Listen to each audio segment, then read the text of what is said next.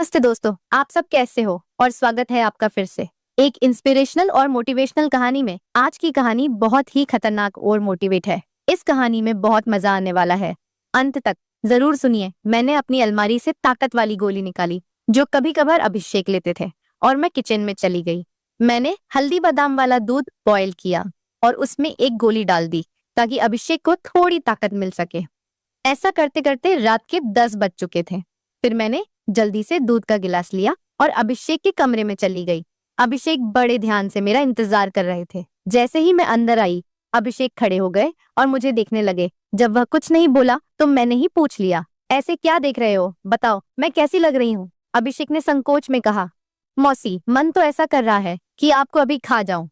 मैंने हंसते हुए उसे दूध का गिलास पकड़ा दिया और कहा, मुझे खाने की जरूरत नहीं है, बस तुम इसे पी लो। अभिषेक ने जल्दी से गिलास पकड़ा और एक सांस में दूध पी गया। दूध पीते ही मेरी हाय दोस्तों, तो चलिए आपको जल्दी से शुरू से कहानी सुनाती हूँ। मेरा नाम दीपिका है। मेरी उम्र 28 साल है, लेकिन मेरा दिल हमेशा युवा रहता है और मेरी हाइट लगभग 5 फीट 3 इंच की ऊंचाई के साथ। जब मैं साड़ी पहनती हूँ तो जैसे सब कुछ ठहर जाता है। मेरी सुंदर रंगत पर जब सूरज की किरणें पड़ती हैं तो लगता है मानो मैं एक चांदनी रात में घूम रही हूँ। अब बात करते हैं मेरे 21 साल के भतीजे की, जो मेरा हो गया है। उसकी मासूमियत और उत्साह ने मेरे मन में एक हलचल सी मचा दी है। जब वह मेरी तरफ देखता है तो उसकी आंखों में वह खास चमक होती है, जैसे वह किसी खूबसूरत ख्वाब को देख रहा हो। कभी वह मुझसे कहता है, मौसी, आज आप सच में बहुत सुंदर लग रही हैं। इसलिए मेरे पति कभी कभी दिन में ही मेरा पूजन कर देते हैं। हम शहर में रहते हैं क्योंकि मेरे पति सरकारी नौकरी करते हैं। मेरी 1 साल की एक बेटी भी है, इसलिए दूध की थैलियां भी बड़ी है। मैं अपने पति का आशीर्वाद समझकर रोज लेती थी। भले ही हमारी शादी को 9 साल हो चुके थे, लेकिन मेरे पति अभी तक मुझे अच्छा प्यार करते थे। वैसे आमतौर पर उसका रंग काला ही होता है, लेकिन मैं बहुत साफ सफाई रखती थी और कभी कभार मेकअप भी कर लिया करती थी। पिछले महीने कुछ ऐसा हुआ जिसका हमें बिल्कुल अंदाजा नहीं था। शाम को मेरे पति साहिल घर आ रहे थे। उनके किसी दोस्त की बर्थडे पार्टी थी, इसीलिए दोस्तों ने उन्हें थोड़ी पिला दी थी और वह बाइक से घर लौट रहे थे। आते वक्त उनका एक्सीडेंट हो गया। इस हादसे में उनके एक पैर में फ्रैक्चर हो गया और डॉक्टर ने कहा कि सही होने में कम से कम 6 से 9 महीने लगेंगे। यह सुनकर मेरा मन टूट गया। साहिल का दर्द भले ही शारीरिक था, लेकिन मेरे मन में एक गहरी चिंता का सागर उमड़ आया। जब मैंने उन्हें अस्पताल में देखा, उनकी आंखों में दर्द का साया था। मैंने तुरंत उनके पास जाकर उनका हाथ थाम लिया। इसी वजह से मेरी दीदी और मेरा भतीजा अभिषेक उन्हें संभालने के लिए आए थे। मेरे जीजा जी और दीदी तो वापस चले गए, लेकिन अभिषेक ने साहिल को यहाँ रुकने के लिए कह दिया क्योंकि वह ठीक से खड़े भी नहीं हो पा रहे थे। मुझे ही बाजार से सामान लाने और बाहर के काम करने पड़ते थे, इसीलिए मैंने अपनी बहन को कहकर अभिषेक को कुछ दिन रुकने के लिए बोल दिया। अभिषेक मान गया और बहुत खुश हो गया। अभिषेक मेरे कान तक ही आता था, शरीर भी ठीक ठाक था और रंग भी सामान्य था। अभिषेक ज्यादा बिगड़े किस्म का लड़का नहीं लग रहा था और मैं भी खुश थी कि कोई तो आया जो मेरी मदद कर सके। आज अभिषेक मुझसे थोड़ा थोड़ा शर्मा रहा था क्योंकि वह शादी के बाद मुझसे पहली बार मिला था। रात को जब मैं साहिल को खाना खिला रही थी, तब अभिषेक भी हमारे पास बैठा था। फिर अभिषेक अपने कमरे में जाकर समय पर सो गया था। साहिल के चेहरे पर थोड़ी राहत थी, लेकिन वह अभी भी दर्द में था। तभी मेरी अंदर की भावनाएं बाहर निकल पड़ी। मैंने साहिल के पास बैठकर कहा, वह भी क्या दिन थे जब आप रोजाना भूत मारा करते थे। साहिल ये सुनकर मुस्कुराने लगे। क्या हो गया मेरी रानी, आज तो पूरी मजे में लग रही हो। मैंने कहा, नहीं जी, आपको तो मजाक लग रहा है और इधर मेरी बुरी हालत हो रखा है। सच बताओ तो इस भूत ने मेरा बुरा हाल कर दिया है। मेरे पति बोले, मैं तुम्हारा दर्द समझता हूँ दीपिका, मेरा भी बहुत मन करता है, लेकिन क्या करूं, मैं तो ठीक से खड़ा भी नहीं हो सकता। बस थोड़े दिन और निकाल दो, फिर देखना मैं इस भूत का क्या हाल करता हूँ। तभी मैंने कहा, थोड़े दिन नहीं, पूरे 6 महीने बाकी है प्लास्टर उतरने में, और मेरा तो 1 महीने में ही यह हाल हो गया।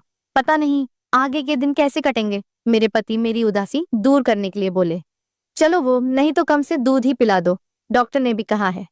तभी मैंने हंसते हुए कहा, आपके नसीब में तो वह भी नहीं है क्योंकि आपकी बिटिया रानी ने पी लिया है। हम दोनों जोर जोर से हंसने लगे। मेरे पति मुझे खुश रखने की पूरी कोशिश करते थे, लेकिन मैं क्या करूं, सब बेकार था। थोड़ी देर बाद साहिल सो गए क्योंकि उनकी दवाइयों में नींद की गोलियां भी थीं, लेकिन मुझे नींद कहाँ आ रही थी। इसीलिए मैं खड़ी होकर अभिषेक को देखने चली गई। कि वह सोया है या नहीं, लेकिन अभिषेक अभी तक जाग रहा था और मोबाइल देख रहा था। मैंने उसके कमरे में जाकर कहा, क्या हुआ अभिषेक? 11 बज चुके हैं और तुम अभी तक नहीं सोए। लगता है तुम्हारे मन नहीं लग रहा है। अभिषेक उठकर बैठ गया और बोला, नहीं मौसी, ऐसी बात नहीं है, बस यूं ही फोन देखते देखते लेट हो गया। फिर अभिषेक ने पूछा, मौसी आप भी तो नहीं सोई? मैंने कहा, मुझे तो आजकल नींद ही नहीं आती। अभिषेक ने पूछा, क्यों, क्या बात हो गई? मैंने हंसते हुए कहा, नहीं नहीं, वह मैं तुम्हें नहीं बता सकती। जब तुम्हारी शादी होगी तो तुम्हें खुद ही पता चल जाएगा। मेरे मुंह से ऐसा सुनते ही अभिषेक ने अपनी नजरें नीचे झुका ली और अंदर ही अंदर मुस्कुराने लगा। तभी मैंने कहा, अरे तुम तो इतनी सी बात पर शर्मा गए। अच्छा बताओ, अभी तक कोई लड़की पटाई है या नहीं? अभिषेक कुछ नहीं बोला, उसे अभी भी शर्मा रही थी। तभी मैंने उसका हाथ पकड़ा और कहा, अरे पागल, अपनी मौसी से इतना मत शर्माओ। वह धीरे से बोला, मौसी सच बताओ तो ऐसी बातें मैंने अभी तक अपने दोस्तों से भी नहीं की हैं। मैंने कहा, अच्छा तो मुझे अपना दोस्त ही समझ लो ना, क्योंकि मुझे ऐसी बातें करने में बहुत मजा आता है। अभिषेक ने कहा, हाँ मौसी, एक थी, लेकिन उसने अभी मेरे से दोस्ती तोड़ दी है। मैंने पूछा, तुमने उसकी पिटाई तो कर दी होगी ना? अभिषेक बोला, नहीं मौसी, सच बताऊं तो मैंने उसे ढंग से टच भी नहीं था। मैंने मुंह बनाते हुए कहा, तुम तो बड़े भोले हो अभिषेक। चलो कोई बात नहीं, अब तुम मेरे पास आ गए हो तो मैं तुम्हें सब सिखा दूंगी। मैं बातें करते करते अभिषेक के कमरे में ही सो गई थी। सुबह जब मेरी आंखें खुली तो अभिषेक बेड पर बैठा हुआ मुझे ही निहार रहा था। मेरे उठते ही अभिषेक ने मुझे गुड मॉर्निंग बोला। जब मैंने पूछा, क्या देख रहे हो, तो वह बोला, मौसी आप सच में बहुत खूबसूरत हो। मैंने मुस्कुराते हुए बोली, अच्छा तो अब तुम सुबह सुबह खूबसूरती का नजारा ले रहे हो और रात को तो बड़े शर्मा रहे थे। अभिषेक मुस्कुराकर पूछने लगा, मौसी आप बुरा ना मानो तो एक बात पूछ सकता हूँ? मैंने कहा, अरे पागल, मैं क्यों बुरा मानूंगी, पूछो क्या पूछना है। अभिषेक मुझसे कहने लगा, मौसी सच सच बताना, आप जो 2.5 किलो के वजन अपने पास लिए घूमती हो, आपको भारी नहीं लगता क्या? उसकी यह बात सुनकर मेरी हंसी छूट गई। इसके बाद अभिषेक मुझसे काफी खुल गया था और अब वह मुझसे ज्यादा शर्म नहीं करता था। इससे मैं भी बहुत खुश थी, क्योंकि अब मेरा भी समय अच्छे से कटने लगा था। अभिषेक को आए हुए 11 से 13 दिन बीत चुके थे और वह मुझसे काफी घुल मिल गया था। वह बाहर के सारे काम कर देता, बाजार से सामान ले आता और अपने चाचा को भी घुमा देता। मेरी तो बहुत सेवा करने लगा था। शाम को मेरा सर भी दबा देता और कभी कभी मेरे शरीर को भी आराम देता। लेकिन मेरी फरमाइश दिनों दिन बढ़ रही थी और मेरे पति की हालत अब भी वैसी ही थी। अब सब कुछ मेरी बर्दाश्त के बाहर हो चुका था। मैंने सोचा कि अब तो अभिषेक ही है जो मेरी हेल्प कर सकता है। वैसे मेरे पड़ोस में भी 3 लड़के रहते थे जो स्टडी करते थे। वे भी मुझे देखते थे। जब भी मैं छत पर बाल सुखाने या कपड़े सुखाने जाती तो वे मुझे ही देखते और पहले तो मैंने सोचा कि उनमें से एक को पकड़ लूं ताकि कुछ समय के लिए काम चल जाए।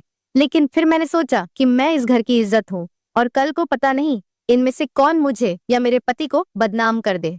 इसीलिए मैंने उन्हें भाव नहीं दिया। लेकिन अभिषेक तो घर का ही है, इसीलिए मैंने सोच लिया कि वही मेरी हेल्प कर सकता है। आज मैंने पक्का प्लान बना लिया कि आज अभिषेक हेल्प ले ही लूंगी। उसके बाद मैं रसोई में खाना बनाने चली गई। जैसे ही अभिषेक नहाकर फ्रेश होने के बाद रसोई में आया, मैंने दूध निकालने का बहाना बना दिया। मैं रसोई घर में ही लोटे से दूध निकाल रही थी। मेरी बेटी अभी नानी के घर गई हुई थी, क्योंकि घर में उसे संभालने वाला कोई नहीं था। इसलिए अब बाकी का दूध निकालना पड़ता था और घर में मेरे पति और अभिषेक के अलावा कोई नहीं था, तो मुझे डर भी नहीं था। जैसे ही अभिषेक अंदर आया, वह मुझे देखकर एकदम घबरा गया और कहने लगा, सॉरी मौसी, मुझे माफ कर दो। मैंने देखा नहीं और बाहर जाने लगा। तभी मैंने उसे रोक लिया। अरे अभिषेक, क्या हुआ? कोई बात नहीं, अंदर आ जाओ, अभिषेक बोला। अरे मौसी, ऐसे में अंदर कैसे आऊं? मैंने कहा, ऐसे वैसे मत करो और जल्दी से आकर मेरी मदद करो। अभिषेक का मन भी कर रहा था, लेकिन मैं उसकी मौसी थी, इसीलिए वह थोड़ा अनकंफर्ट फील कर रहा था। फिर मैंने उसे कहा, अरे इतना क्या शर्मा रहे हो, अब जल्दी से आओ और मेरी मदद करो। धीरे धीरे अभिषेक रसोई में आ गया और पास आकर खड़ा हो गया। वह मुझे देखता ही रह गया। तभी मैंने कहा, ऐसे क्या घूर रहे हो, क्या तुमने आज तक नहीं देखा? अभिषेक बोला, माँ कसम मौसी, मैं आपको बता नहीं सकता कि मुझे कैसा लग रहा है। बहुत ही अच्छा है मौसी। मैंने कहा, तारीफें करना छोड़ो और यहाँ मेरी मदद करो। तभी अभिषेक बोला, मौसी मुझे नहीं आता, कैसे करना है? तो मैंने कहा, अरे बुद्धू, इसमें कुछ नहीं करना, ये लो पकड़ो और बस धीरे धीरे निकलो। थोड़ी देर बाद जब अभिषेक के हेल्प में हाथ तेज होने लगे तो मैंने सोचा कि अब मेरा आगे झुककर सही से काम करने का समय है। मगर जैसे ही मैं झुकने लगी तो देखा कि अभिषेक का काम तो पहले ही खत्म चुका है। उसे देखकर मेरा मन बहुत उदास हुआ, लेकिन फिर भी मेरी हंसी निकल ही पड़ी। मैंने नाराजगी से अभिषेक को मारते हुए कहा, यह क्या किया पागल, तुमने तो शुरू होने से पहले ही खत्म कर दिया। इसके बाद जैसे ही अभिषेक का नशा उतरा, उसने हड़बड़ा हुए कहा, सॉरी मौसी, सॉरी, वो मैंने ऐसा काम पहले कभी नहीं किया, इसलिए मुझसे ऐसा हो गया। मैं अभी जाकर साफ करके आता हूँ। और उसने मेरी एक भी बात नहीं सुनी और तुरंत रसोई में से चला गया। मैंने भी उसे ज्यादा रोकने की कोशिश नहीं की, क्योंकि मैं समझ चुकी थी कि यह उसके लिए इतना आसान नहीं होगा। इस चक्कर में आज खाना भी लेट हो गया था, इसलिए मैंने जल्दी से खाना तैयार किया और साहिल को कमरे में देने के लिए चली गई। साहिल भी बैठे बैठे खाने का इंतजार कर रहे थे। साहिल बिल्कुल सीधे साधे और सरल स्वभाव वाले आदमी है। वह मेरी बहुत चिंता करते हैं। जब मैं उनके लिए खाना लेकर गई तो पूरा पसीने से भीगी हुई थी। मुझे देखकर वह बोले, इतनी जल्दबाजी क्यों करती हो दीपिका, धीरे धीरे काम कर लिया करो ना। देखो तुमने अपना क्या हाल बना लिया है। तब मैंने उन्हें छेड़ते हुए कहा, यह तो कुछ भी नहीं है। जब तुम काम करते हो तो मेरा इससे भी बुरा हाल हो जाता है, और तब तो मैं तुम्हें रुकने के लिए भी कहती हूँ, लेकिन तुम तो नो कहकर काम की स्पीडी को दुगना कर देते हो। मेरे मुंह से ऐसा सुनकर मेरे पति मुस्कुराने लगे। तुम भी ना दीपिका, कहाँ की बात कहाँ ले जाती हो। इसके बाद साहिल ने खाना खा लिया और मैंने उन्हें दवाई भी दे दी। दवाई लेने के बाद उन्हें नींद आ गई और वह आराम करने लगे। मैं भी काफी थक चुकी थी, इसलिए मैं नहा धोकर फ्रेश हो गई।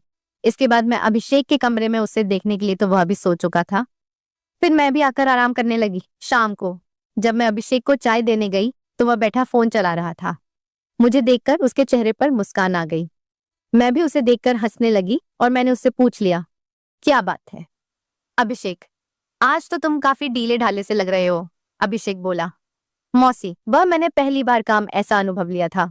प्लीज आप बुरा मत मानना, मैं सच बता रहा हूँ, बिल्कुल मेरे से काम नहीं कर पाया। तभी मैंने उसे रोकते हुए कहा, अरे बेवकूफ, मैं कब बुरा मानने लगी, वैसे सच बताऊं तो मुझे भी अच्छा लग रहा था। इसके बाद मैंने अभिषेक को चाय पकड़ा दी और उसके साथ बैठकर पीने लगी। हम दोनों बातें करने लगे। आज अभिषेक के मुंह से मेरे लिए तो फूल ही झड़ रहे थे। वह बस मेरी तारीफें ही करता जा रहा था। मौसी, आप बहुत अच्छी हो। मैं तो सोच रही हूँ कि सारी उम्र आपके ही घर रहूं। इन 13 दिनों में मुझे स्वर्ग जैसा महसूस होने लगा है, और ऊपर से आपकी खूबसूरती। मैंने मुस्कुराते हुए कहा, आज तो तुम्हारे मुंह से सिर्फ तारीफें ही निकल रही हैं, लगता है।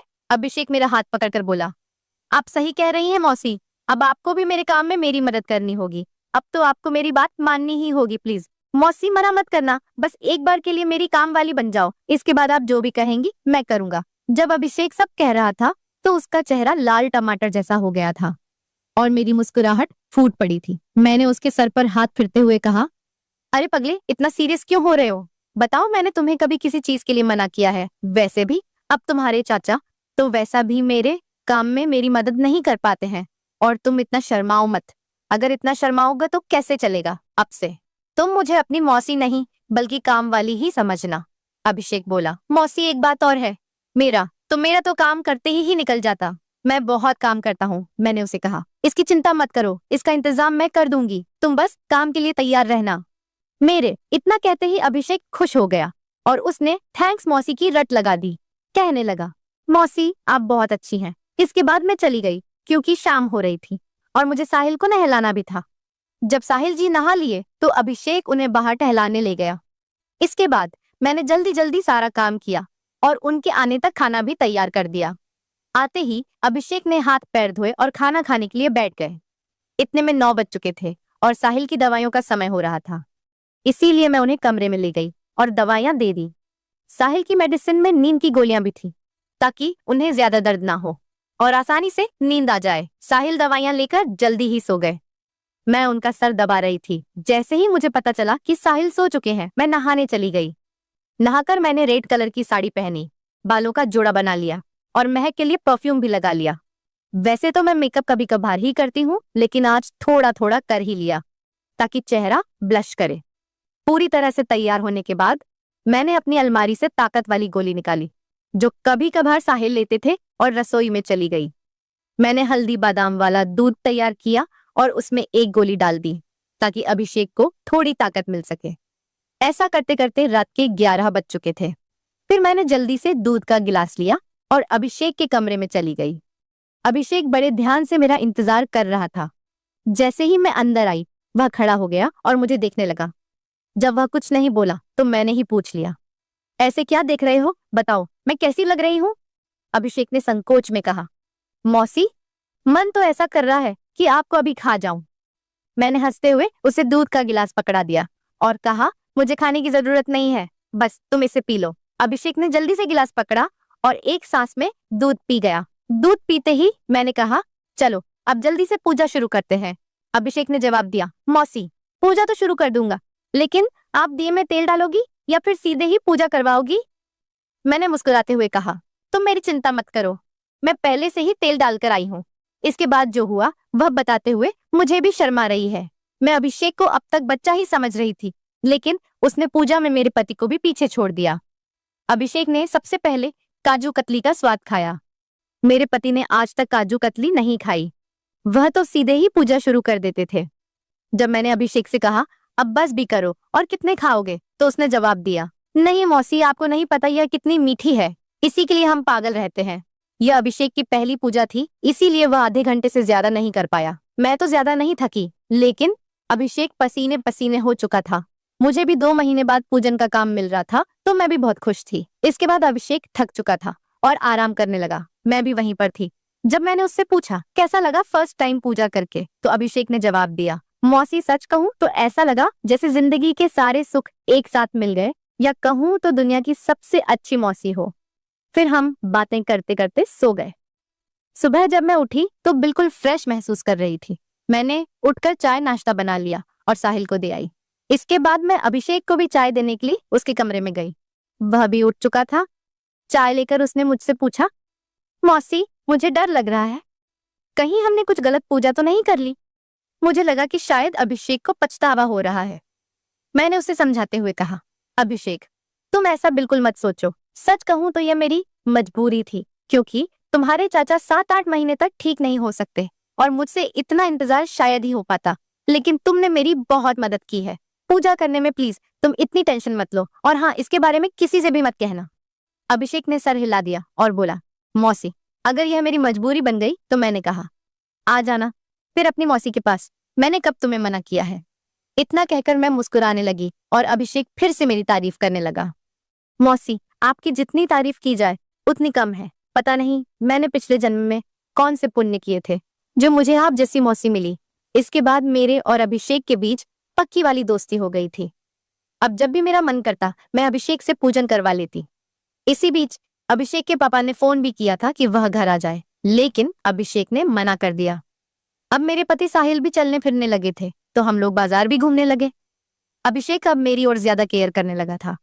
शाम को जब भी मैं साहिल को सुलाकर अभिषेक के पास जाती तो वह मेरे पैर दबाता, कमर की मालिश करता और सर भी दबाता। मैं अभिषेक से कहा भी करती थी कि मेरे लिए इतना काम करने की जरूरत नहीं है, लेकिन वह नहीं मानता और कहता, चुप रहो मौसी, आप सारा दिन काम करती हो, इसीलिए थक जाती हो, तो इतना तो मुझे भी करने दो। दोस्तों, शायद आप लोगों को मैं बिल्कुल भी पसंद ना आऊं, क्योंकि मैंने इसके रिश्ते को खराब किया है, लेकिन सच कहूं तो मैं भी ऐसा करना नहीं चाहती थी, लेकिन भावनाओं में सब कुछ हो गया। इसलिए प्लीज आप लोग समझने की कोशिश करना और मेरी कहानी को सुनकर भावनाओं में मत बह जाना, क्योंकि सच में ये गलत बात होती है। तुम मेरे खातिर कमेंट में एक प्रॉमिस जरूर करके जाइए कि आप लोग अपने जीवन में ऐसा कभी नहीं करेंगे। स्टोरी की शिक्षा, यह कहानी हमें कई महत्वपूर्ण सबक देती है जो हमारे जीवन में काम आ सकते हैं। आइए हम इन शिक्षाओं को विस्तार से समझते हैं। कहानी में दीपिका अपने पति साहिल की देखभाल करती है। जब वह दुर्घटना में घायल होते हैं, यह दिखाता है कि जिम्मेदारी का मतलब केवल व्यक्तिगत लाभ के लिए जीना नहीं है, बल्कि अपने प्रियजनों की देखभाल करना भी शामिल है। जीवन में जब हम किसी रिश्ते में होते हैं तो हमें अपने साथी के प्रति समर्पित रहना चाहिए, तो वह अधिक मजबूत और स्थायी होता है। हमें अपने रिश्तों में ईमानदार रहना चाहिए और एक दूसरे पर विश्वास करना चाहिए। तो दोस्तों, आपको यह कहानी कैसी लगी कमेंट में हमें जरूर बताएं, और अगर चैनल पर पहली बार आए हो तो चैनल को सब्सक्राइब करना न भूलें। ऐसी मजेदार कहानियां सुनने के लिए तब तक के लिए हमें इजाजत दे, मिलेंगे जल्दी ही एक नई कहानी के साथ।